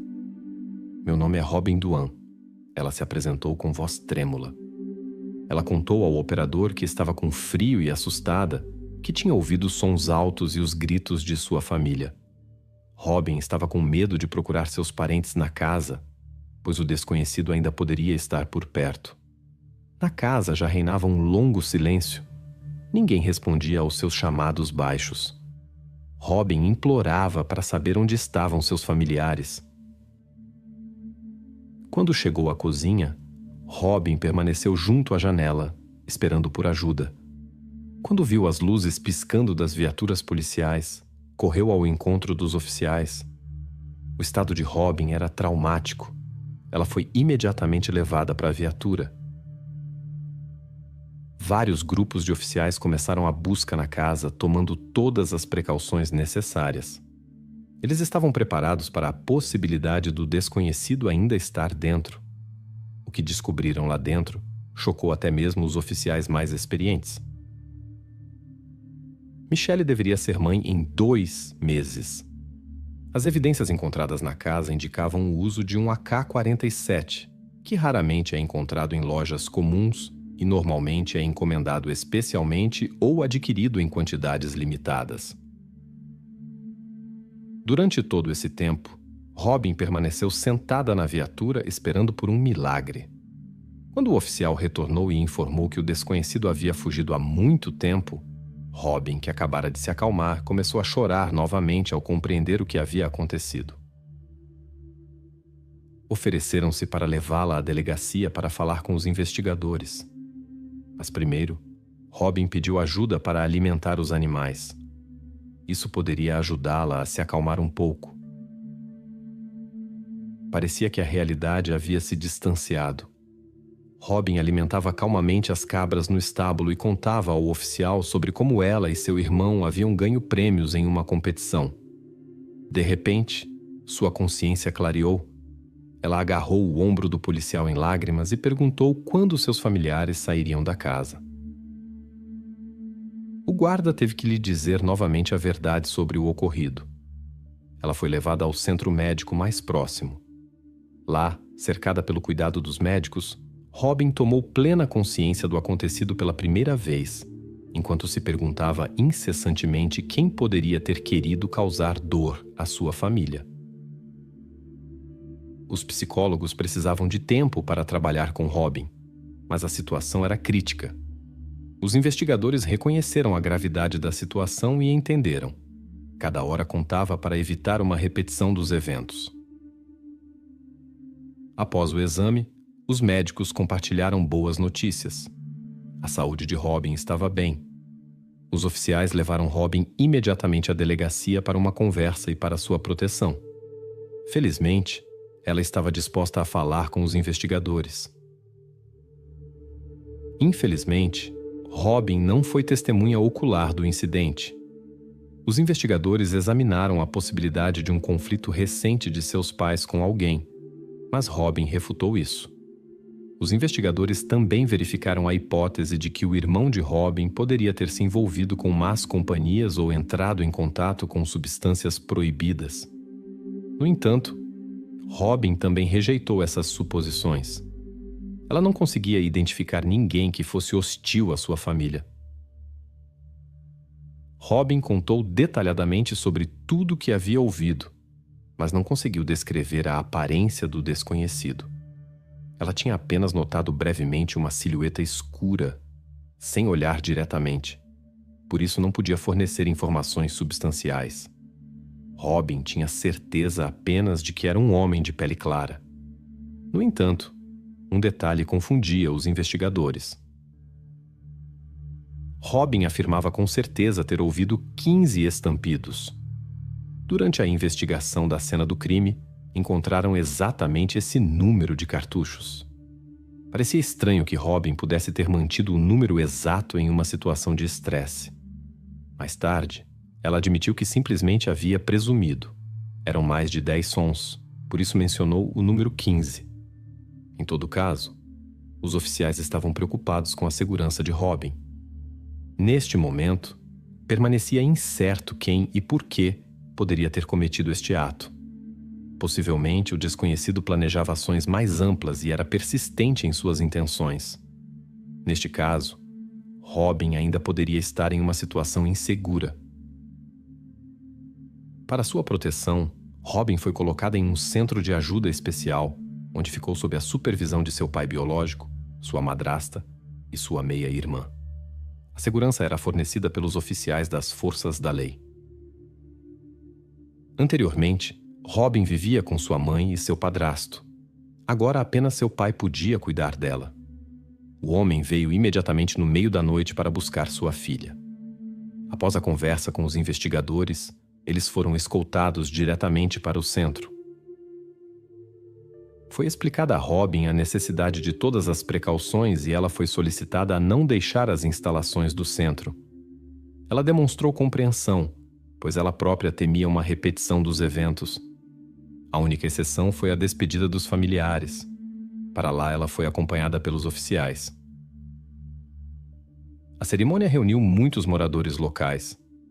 Muitos conheciam esta família e falavam carinhosamente sobre eles. O acontecimento abalou toda a comunidade local. Um tranquilo subúrbio agrícola do Texas foi abalado por um evento que chocou toda a comunidade local. Para Robin e centenas de pessoas reunidas, a cerimônia de despedida tornou-se uma provação difícil. Ninguém podia acreditar no que havia acontecido com essas boas pessoas. As autoridades policiais decidiram aproveitar a situação. Informações sobre a cerimônia de despedida foram divulgadas publicamente. Entre as muitas pessoas que vieram se despedir da família, havia oficiais à paisana observando atentamente os acontecimentos. Atenção especial foi dada à segurança de Robin, que estava cercada por seu pai, madrasta e meia-irmã. No entanto, nada suspeito foi notado. Neste momento, os especialistas haviam concluído a investigação do local do crime. Evidências significativas foram encontradas, pegadas dentro do edifício e marcas de pneus ao lado da casa. Os especialistas documentaram cuidadosamente todos os rastros encontrados e o padrão dos pneus. Não foram encontrados outros vestígios biológicos do visitante indesejado. Provavelmente, ele usou luvas de proteção. Foram descobertas marcas de arrombamento na porta dos fundos. No entanto, os objetos de valor permaneceram intocados, incluindo uma carteira com dinheiro e outros itens valiosos que estavam expostos. Isso levou os investigadores a pensar que o enriquecimento não era o objetivo. O visitante indesejado agiu de forma metódica e a sangue frio, o que excluía a versão de comportamento descontrolado. No entanto, as vítimas não tinham adversários que fossem capazes de tal ato. A verificação do ambiente familiar não trouxe resultados, todos se mostraram cidadãos cumpridores da lei sem quaisquer conflitos. O pai de Robin estava na cidade vizinha no momento do incidente, o que foi confirmado por sua esposa, que informou que seu marido estava em casa. Os especialistas continuaram analisando as evidências coletadas, esperando encontrar pistas para o progresso da investigação. Cada detalhe poderia ser a chave para resolver este incidente. As investigações na pequena cidade de Pineville, Missouri, gradualmente chegaram a um impasse. A verificação do círculo familiar próximo não revelou suspeitos potenciais. No entanto, a natureza do incidente sugeria motivos profundamente pessoais, possivelmente antigas mágoas ou conflitos não resolvidos. A preocupação dos parentes começou um dia antes do incidente com a família Robin. Eles não conseguiram contatar seus parentes durante todo o dia, e quando chegaram à casa à noite, em vez do idílio familiar habitual, encontraram barreiras e fitas policiais. Dos vizinhos souberam de um incidente sério com Orly e Don McCool. O grupo de investigação ainda trabalhava na cena do crime. Os criminalistas interrogaram os parentes que chegaram, mas eles não puderam fornecer informações relevantes para a busca do suspeito. Uma descoberta interessante foram as cápsulas de munição de um calibre incomum encontradas na casa, de um AK-47, que é raro nos Estados Unidos. No dia seguinte, o residente local, Sr. King, contatou a polícia e relatou um arrombamento em sua casa. Ao retornar de uma viagem de negócios, descobriu cofres de equipamentos arrombados em sua casa. O homem estava ausente por vários dias. Entre os itens roubados estava exatamente um AK-47. A conexão entre os incidentes tornou-se óbvia. A verificação mostrou: Senhor, King tinha um álibi sólido. Ele estava realmente em outra cidade. No entanto, outros membros da família também poderiam ter tido acesso ao cofre. As características técnicas da munição roubada coincidiam com as evidências da casa dos McCool. Para confirmação, era necessário um exame balístico, mas primeiro a arma do crime precisava ser encontrada. Toda a família King foi chamada para interrogatório, exceto uma pessoa, Levi, o filho do denunciante que não apareceu. O jovem estava fugindo da justiça. Os parentes suspeitavam de seu envolvimento no incidente. Levi era conhecido por ter um caráter particularmente difícil. O homem de 23 anos já tinha problemas com a lei. Anteriormente, ele havia cometido um arrombamento, roubado objetos de valor da casa de um vizinho e cometido um incêndio criminoso. O tribunal o condenou a 14 anos, mas ele cumpriu menos de 3. Pouco antes dos eventos descritos, estava planejado transferi-lo para outra instituição penal. Em busca de liberdade, Levi fugiu durante o transporte. Após os eventos com a família Robin, ele continuou foragido.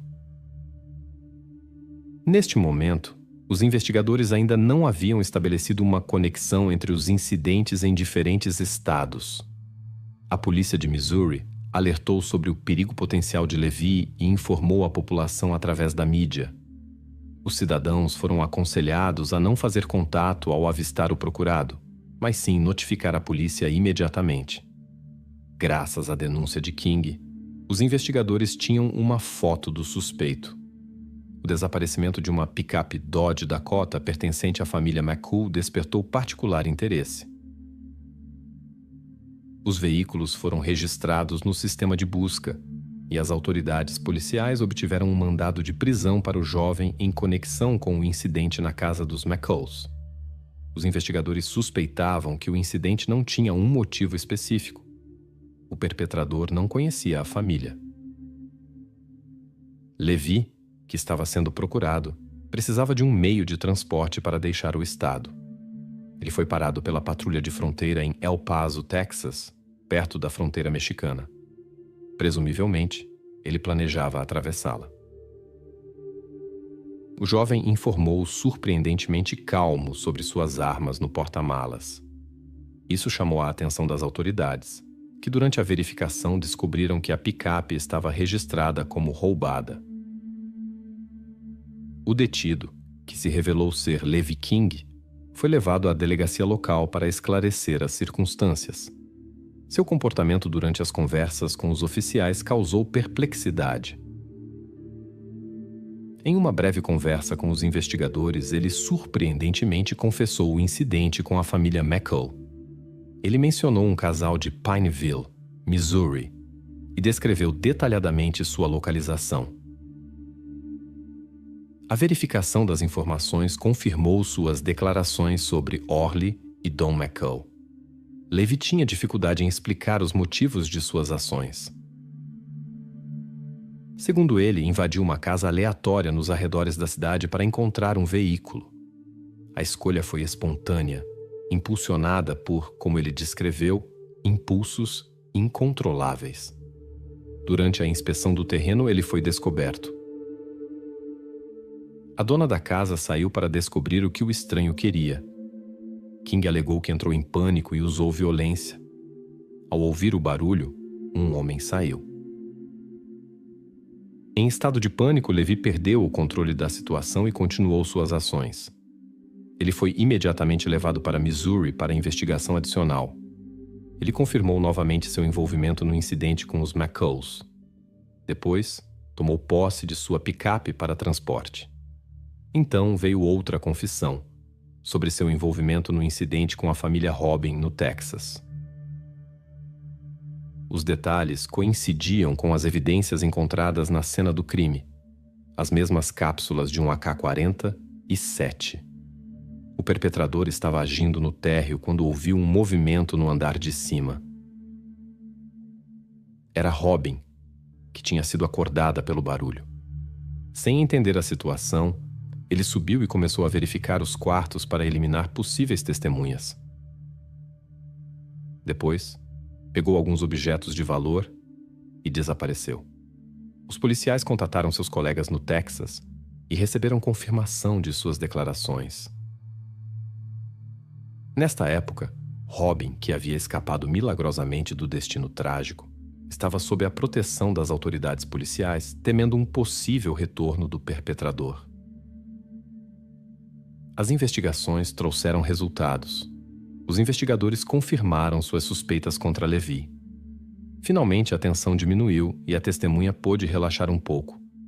Por vários dias, ela mal conseguia dormir de preocupação. No dia seguinte, os investigadores do Texas chegaram à delegacia para buscar Levi. Durante o transporte, acompanhado pelos agentes da lei, ele compartilhou abertamente seus sentimentos. Segundo suas palavras, os momentos vividos lhe davam mais prazer do que quaisquer substâncias proibidas. Mesmo depois de horas, ele ainda se lembrava dos cheiros de pólvora e suor que lhe causavam verdadeira euforia. Levi contou isso sem vergonha a todos os policiais. No escritório, ele confessou em vídeo o incidente com a família McCall, em Missouri. King seguiu um impulso repentino e planejou conseguir um carro para dirigir até a fronteira mexicana. No caminho, esse impulso retornou. Ele notou a casa isolada da família Robin e invadiu, escolhendo-os completamente ao acaso. Ele não conhecia nenhuma das famílias. Consciente das graves consequências, Levi tentou fugir para o México. Em Missouri, ele enfrentava uma pena severa, mas por conselho de seu advogado concordou com um acordo com a promotoria. King foi condenado a 2 penas consecutivas de prisão perpétua sem liberdade condicional. Ainda havia audiências pendentes sobre os eventos no Texas. A promotoria local tomou uma posição firme e rejeitou compromissos. Colaboração com a acusação estava fora de questão. O promotor estava confiante no sucesso do caso. No entanto, o processo prometia ser complicado e demorado, como é comum em casos assim. A preparação cuidadosa levou vários anos. Durante esse tempo, o acusado permaneceu detido no Texas, sem possibilidade de fiança. Era necessário determinar seu futuro, se ele permaneceria no Texas ou cumpriria sua pena em Missouri. Quando o julgamento começou, Robin tinha 14 anos. As audiências aconteceram pouco antes de seu 15º aniversário. Ela estava indignada com a insensatez das ações de Levi contra sua família. Ele não tinha motivos, apenas impulsos inexplicáveis. Ela apoiava firmemente a pena mais severa para este homem.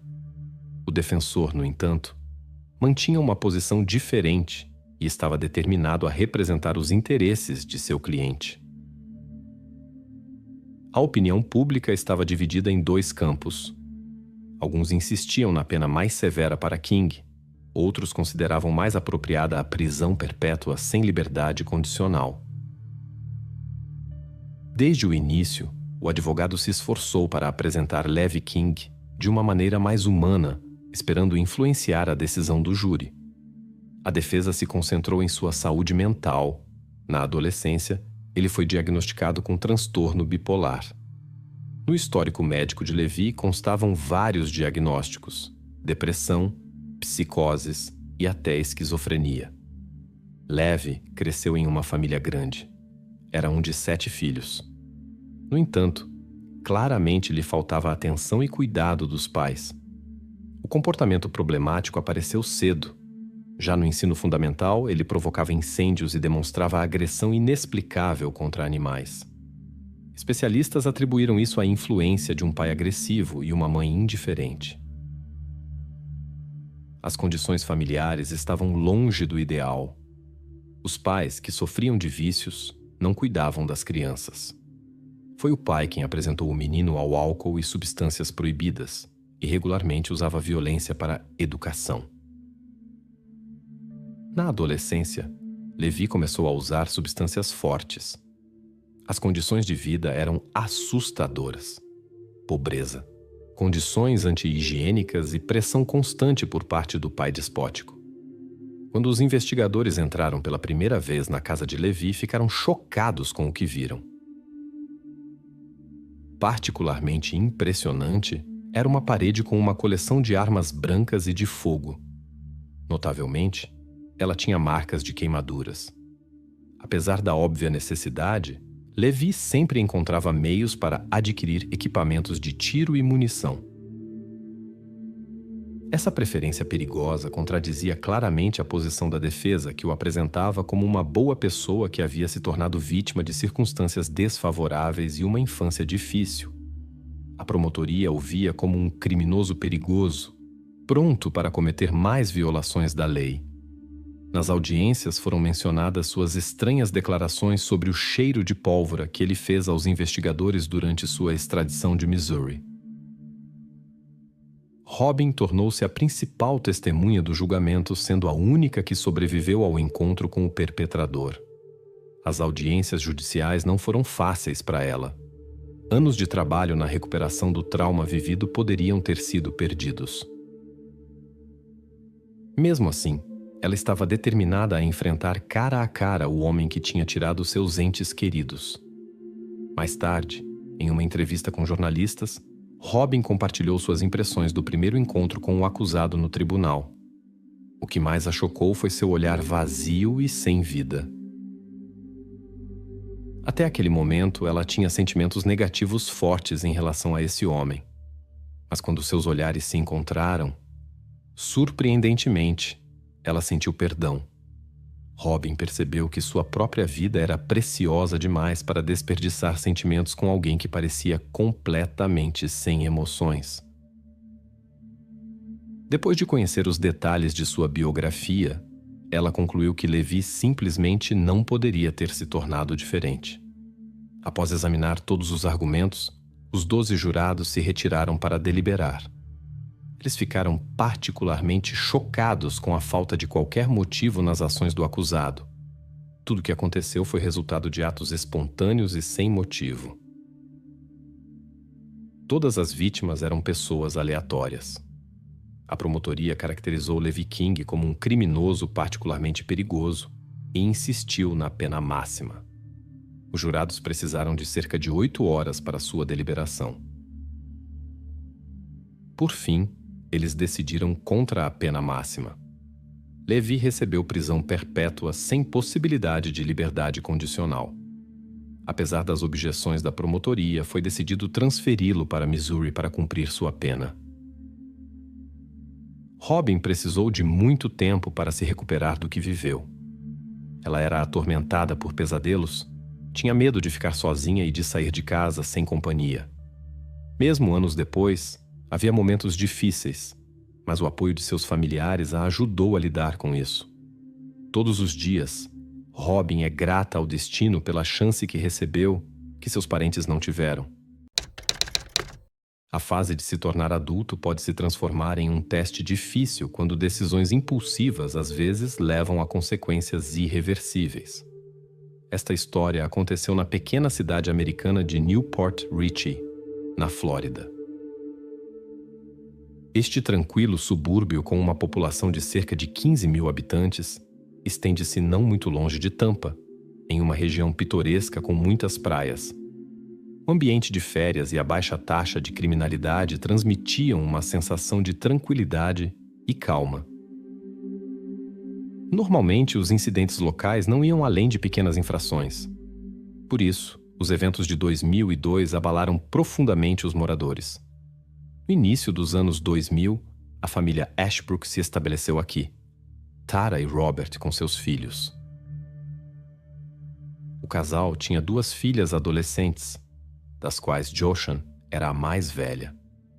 Ela nasceu em 21 de fevereiro de 1986 na pequena cidade de Kokomo, Indiana. Dificuldades em encontrar trabalho forçaram a família a se mudar para Newport Richey. No novo local, Tara e Robert encontraram bons empregos e a vida começou a se estabilizar. O casal vivia em harmonia. Eles se esforçavam para dar às filhas tudo o que era necessário para seu desenvolvimento. Quando Robert notou o interesse de Joshan por música e dança, ele sugeriu apoiá-la nisso. Assim, Joshan começou a ter aulas de música e frequentar aulas de canto. Joshan compartilhava seu entusiasmo criativo com sua irmã mais nova. A irmã mais nova admirava a mais velha e queria ser como ela. A pequena diferença de idade ajudou-as a se tornarem amigas próximas. O que começou como um simples hobby, com o tempo se transformou em uma ocupação séria para Joshan.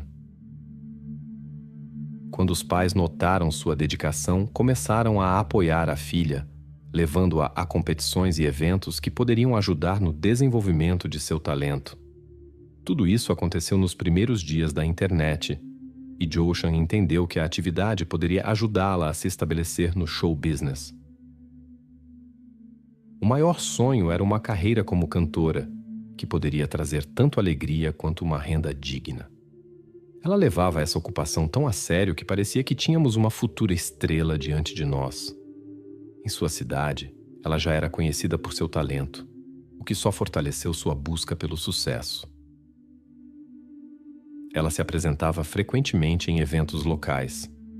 Já nos primeiros anos escolares, começou a escrever poemas e letras de músicas. Mais tarde, fez amizade com jovens músicos. Durante seu tempo na escola, ela conseguiu gravar algumas músicas próprias. Para as gravações, ela visitava um estúdio de música onde Joshin não pedia dinheiro aos pais, mas usava suas próprias economias. Depois disso, começou a visitar várias empresas de música e estações de rádio. Ela oferecia suas gravações na esperança de chamar atenção e encontrar um produtor. Na indústria da música, era difícil se estabelecer, por isso o sucesso vertiginoso não veio. Joshin tinha vários planos para o futuro. Os pais frequentemente discutiam com ela diferentes projetos de vida para garantir um futuro estável. A carreira musical continuava sendo seu sonho principal, mas ela também considerava outros caminhos. Ela se interessava por direito, por isso Joshin pensava em fazer faculdade paralelamente à música. Segundo seu plano, a renda da música ajudaria a financiar os estudos. Em 2002, começou uma fase difícil de amadurecimento para Joshin. Nessa época, os confrontos com os pais se intensificaram, principalmente por causa de sua paixão pela música. Cada vez mais tempo era dedicado ao canto, composição, gravações em estúdio e encontros com amigos. Isso afetou o desempenho escolar. As notas pioraram e os pais não conseguiam influenciar a situação. Novos conhecidos também causavam preocupação. Joshin passava tempo com um grupo que os pais consideravam inadequado. A família insistia em se concentrar na educação. Os pais estavam preocupados com o comportamento da filha. Tentavam direcionar sua energia para o caminho certo, convencê-la a terminar bem a escola e continuar os estudos, enquanto a música deveria permanecer um hobby. Eles temiam que sem educação seria difícil ter sucesso em qualquer área. No entanto, as tentativas de ajuda só levavam a conflitos. Após mais uma discussão, Joshin saiu de casa pela primeira vez sem permissão, e isso começou a se repetir. Os pais tentaram restringir sua liberdade, mas sem sucesso. Ela saía quase todas as noites e só retornava de manhã ou após algumas horas. No início, isso causava grande preocupação, mas gradualmente Tara e Robert perceberam que a rigidez não ajudaria. Eles decidiram relaxar um pouco o controle para melhorar o relacionamento com a filha. Joshin continuava saindo, mas os pais não se preocupavam tanto, pois entendiam que era uma forma de chamar atenção. Na noite de 30 de julho de 2002, Joshin saiu com amigos como de costume. Ela voltou da festa por volta das 2 da manhã, mais uma vez ultrapassando o horário de retorno estabelecido pelos pais. A mãe acordou com o som da porta se abrindo. Quando encontrou sua filha, notou imediatamente sinais de que ela não tinha se divertido apenas com conversas entre amigos. A mulher começou a repreender Joshin por sua desobediência e exigiu que ela cortasse contato com aquela companhia duvidosa. Robert, observando a cena familiar repetida, decidiu não interferir e foi dormir. Quando a mãe ficou sozinha com a filha, não conseguiu contê-la, e Joshin saiu de casa novamente. Depois de se acalmar, a mãe foi dormir, esperando uma reconciliação pela manhã. No entanto, ao acordar, os pais notaram a ausência de Joshin, o que era incomum. Os preocupados Tara e Robert tentaram contatar sua filha por telefone, mas o telefone estava desligado. Então começaram a ligar para todos os conhecidos da filha. Apesar das dificuldades de comunicação, a mãe conhecia os contatos de todos os amigos de sua filha com quem ela poderia estar, mas ninguém a tinha visto. O casal verificou todos os lugares onde Joshin costumava aparecer durante suas ausências, mas sem sucesso. A mãe começou a entrar em pânico, e o pai foi ao escritório do xerife para relatar o incidente. No entanto, as autoridades locais conheciam bem Joshin de relatos semelhantes e reagiram à situação sem particular preocupação. Os policiais aconselharam os pais a voltar para casa e esperar, lembrando-os que a jovem sempre havia retornado por conta própria. Na delegacia, os pais relataram uma briga recente e que Joshin não havia voltado para casa pela manhã, o que era totalmente atípico para ela. Nenhum de seus amigos sabia de seu paradeiro. Apesar das circunstâncias incomuns, os policiais suspeitavam que a jovem apenas precisava de tempo para esfriar a cabeça após a briga e que ela voltaria com segurança. De acordo com os regulamentos, 24 horas precisavam se passar desde o desaparecimento antes que a busca pudesse começar oficialmente. Tara e Robert voltaram para casa, esperando encontrar Joshin lá. Sem perder tempo, eles dirigiram pela cidade junto com sua filha mais nova, mas a busca foi infrutífera. Na manhã seguinte, um eletricista que passava pela floresta da Shady Hills Road a caminho do trabalho notou algo incomum.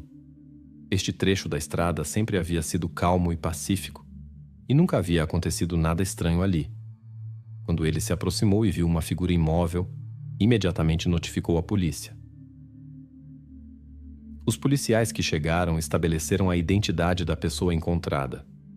Após verificar os relatórios recentes de pessoas desaparecidas, reconheceram que era Joshin. A foto fornecida pela família não pôde ajudar na identificação. As autoridades decidiram não se apressar em convidar os parentes. Os pertences pessoais de Joshin foram encontrados no local. O exame médico trouxe resultados inesperados. Embora os investigadores inicialmente seguissem certas teorias, estas não se confirmaram. Os especialistas descobriram vários ferimentos na parte superior do corpo, indicando um confronto sério. No local, as evidências indicavam um confronto sério. O tipo de marcas indicava uma luta prolongada antes que tudo terminasse. Os especialistas determinaram imediatamente que foi um incidente intencional. A resistência determinada de Joshan ajudou os investigadores a garantir evidências importantes. Os especialistas encontraram traços biológicos, partículas e cabelos que permaneceram após o contato. A análise minuciosa da cena do crime revelou que tudo aconteceu em outro lugar e Joshan foi posteriormente trazida para cá, possivelmente para desorientar os investigadores. Marcas de pneus de um veículo foram encontradas na área florestal. Isso provou ser uma evidência importante, pois as marcas só poderiam ter sido feitas em um momento específico, quando estava chovendo. Como o local era pouco frequentado, as marcas permaneceram muito claras, fornecendo dados precisos. Os especialistas também coletaram amostras do solo das marcas dos pneus para análise.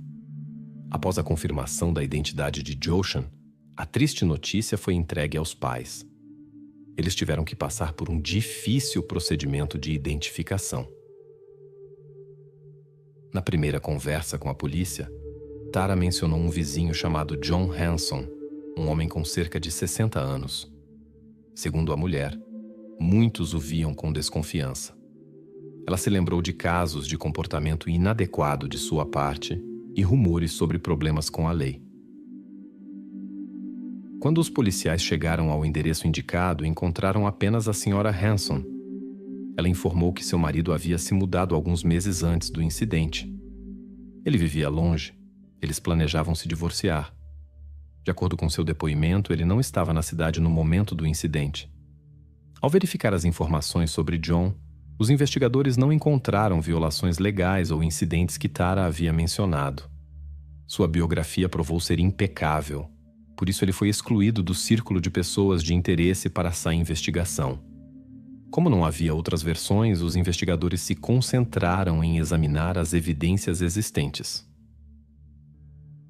A atenção especial foi dada às marcas de pneus e materiais biológicos encontrados na cena do crime.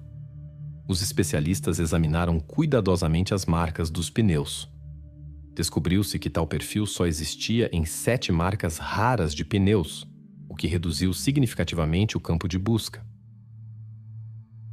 A análise da profundidade das marcas mostrou que elas vieram de um veículo de médio porte, possivelmente uma picape grande ou van. Neste momento, uma mulher chegou à delegacia com informações importantes. Ela havia encontrado Joshan na manhã de 31 de julho, algumas horas após ela ter saído de casa. Segundo a testemunha, uma jovem que se apresentou como Joshan havia ligado cedo pela manhã perguntando por seu filho. Ao saber que o jovem não estava, a desconhecida pediu permissão para deixar uma carta para ele. A dona da casa concordou, e por volta das 9 da manhã a jovem trouxe o envelope. A testemunha relatou que Joshan chegou em uma picape vermelha. No volante estava um homem de meia idade com cabelo curto. Durante o breve encontro, a mulher apenas notou que a jovem estava com pressa. Ela não conseguiu ver claramente o rosto do motorista. Além da carta, a testemunha entregou aos investigadores o número de telefone do qual a jovem havia ligado. Esta informação interessou a polícia, pois a descrição do carro correspondia às evidências. O conteúdo da nota provou ser comum. Joshan informava ao jovem o término de seu relacionamento. O número de telefone provou ser uma pista importante. Os investigadores ligaram imediatamente. Quem atendeu se apresentou como Philip Partin. Ele contou que na manhã de 31 de julho estava dirigindo para casa com sua filha e viu uma jovem pedindo carona na beira da estrada. Ele decidiu ajudar e parou. Era Joshan, que pediu seu telefone emprestado e ligou para uma mulher. Depois, pediu que ele a levasse até uma determinada casa para entregar um envelope a um conhecido. Philip concordou. No caminho, pararam em um supermercado, após o qual a jovem desapareceu em algum lugar. Os policiais ouviram a história e convidaram Philip para dar um depoimento oficial na delegacia. Embora o homem tenha prometido vir, ele não apareceu nem naquela noite nem no dia seguinte. Isso deixou os investigadores desconfiados. Outras tentativas de contatá-lo foram mal sucedidas. O telefone não respondia. Isso aumentou a suspeita, e os investigadores decidiram verificar o proprietário do número. Algo inesperado foi descoberto. Philip Partin não era um simples caroneiro aleatório, mas um homem com um passado criminoso. Ele havia cometido crimes graves e estava na lista de suspeitos no caso de uma menina desaparecida alguns anos antes, quando ele tinha 37 anos. Além disso, ele foi ligado a um incidente misterioso no qual o professor de matemática Gary Thorne foi encontrado em circunstâncias suspeitas em sua própria casa. Todas as evidências apontavam para Philip. Ele tentou fugir, mas foi encontrado em 1989. Durante a busca, objetos que haviam desaparecido da casa do professor de matemática foram encontrados com o suspeito. Esta descoberta tornou-se uma evidência importante de seu envolvimento no incidente. Embora Philip não tenha admitido sua culpa, o tribunal o condenou a 17 anos de prisão. Após a condenação, seus defensores continuaram lutando por uma reabertura do caso. Eles apontaram numerosos erros processuais por parte do juiz.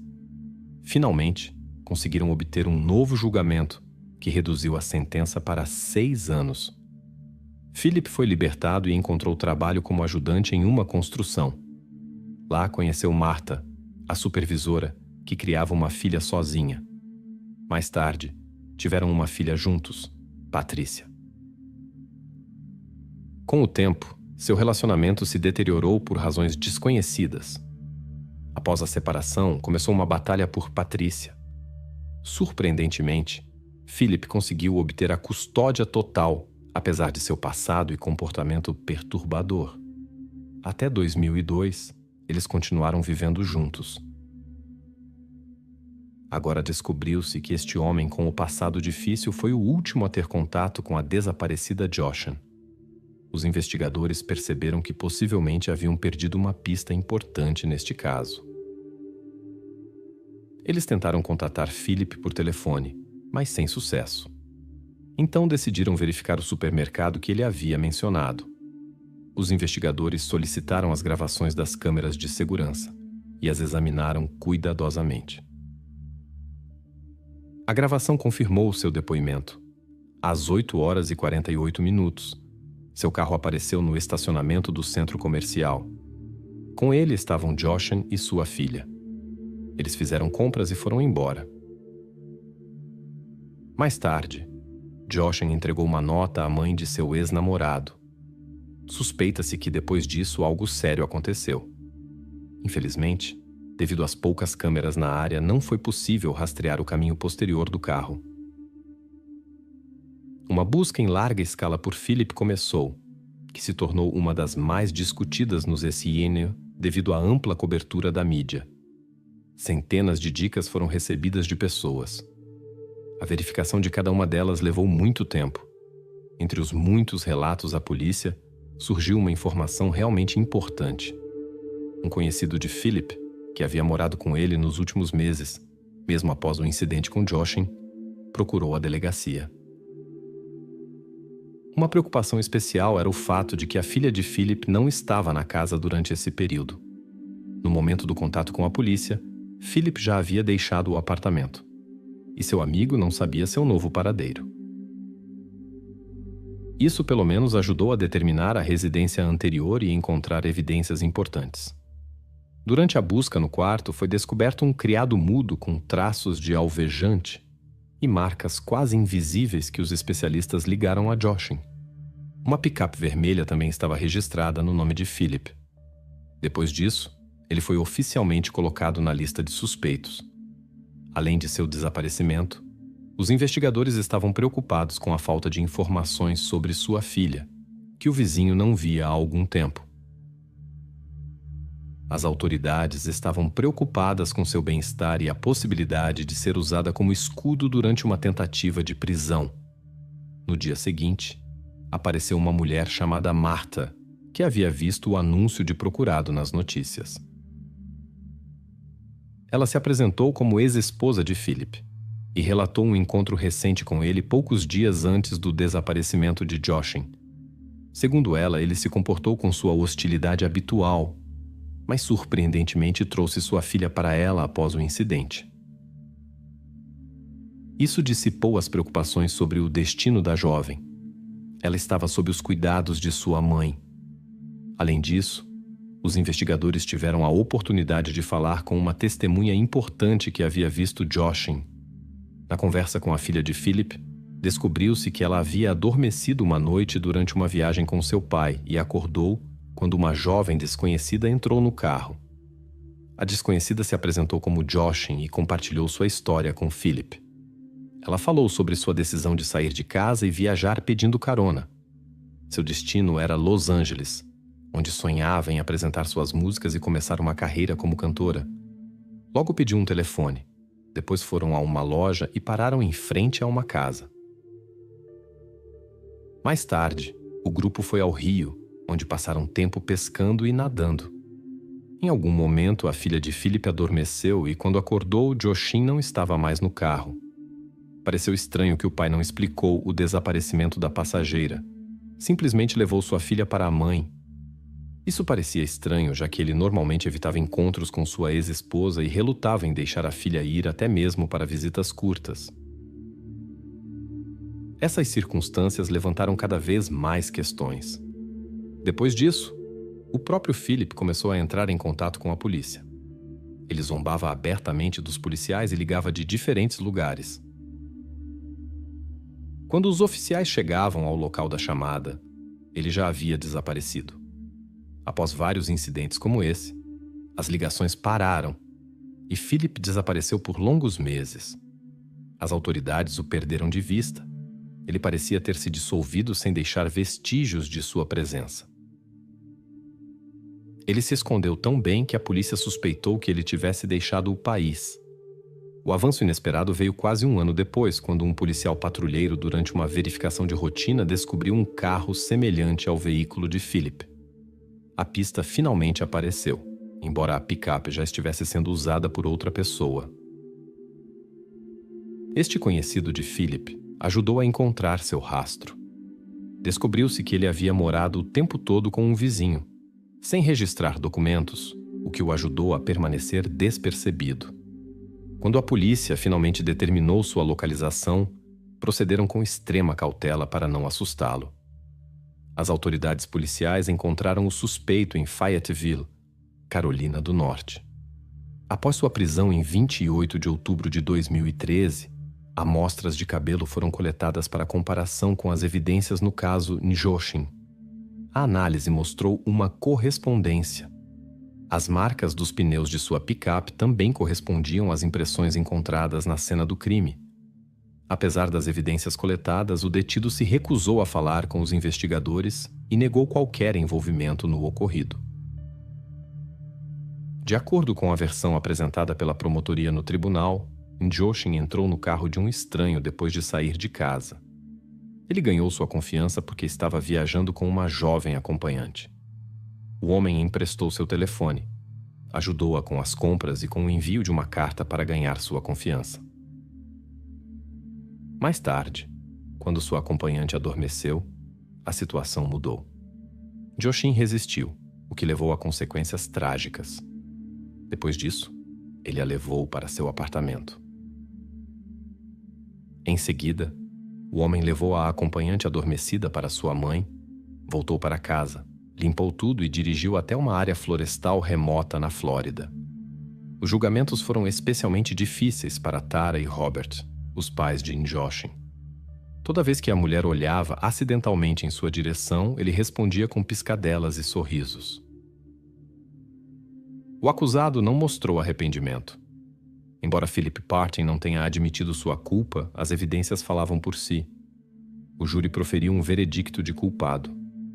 Em 1º de dezembro de 2008, ele foi condenado por 9 votos contra 3 à pena máxima imposta na Flórida. Seguiram-se anos de recursos durante os quais o condenado estava detido em uma ala especial. Finalmente, em 2024, a sentença foi comutada para prisão perpétua sem possibilidade de liberdade condicional.